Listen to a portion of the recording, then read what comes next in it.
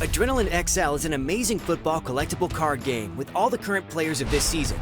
Just like in a real football match, the aim is to beat your opponent by scoring more goals. Just follow these rules and tips and you'll be a pro in no time. You score goals by comparing one of your card's values against the values of the chosen card of your opponent. Attack values are compared with defense values, and game control with game control values.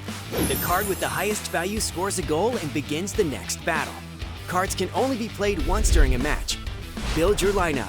Before you kick off with Panini Adrenalyn XL, you must first build your team together. You need a total of 14 players. Set 10 outfield players, a goalkeeper, and 3 subs. Put together your strongest team using your cards. You can set a maximum of 5 players in each area of the pitch.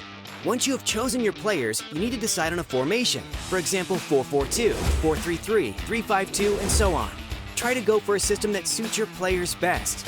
If you have a lot of good defenders, try a more defensive formation. If you have top forwards, it might be better to choose an attacking lineup. Start a game. Once both users have chosen their teams, we flip a coin to decide who goes first. The user who starts a round can choose which value to play: attack, defense, or game control. Most users will choose the highest value of the selected card, but you might want to use your own tactic to trick your opponent. In case of a striker, the highest value is the attack value. The opponent only sees the backside of the selected card, but an indicator will tell him which kind of value have been chosen. Because the first user played the attack value, the second user has to play the defense value. A good option to win this round would be a defensive player with a high defense value. And the winner is... Both cards are flipped to reveal how the values are matched up. The attack value of the left card is higher than the defense value of the right card.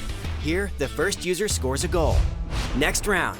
The winner of the previous round will be the starter on the next round. The user who goes second in a round always has to choose the correct card value as a response.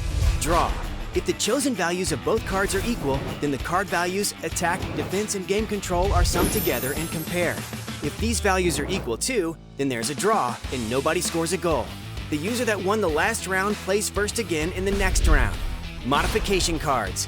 Users can use modification cards to boost the values of the cards.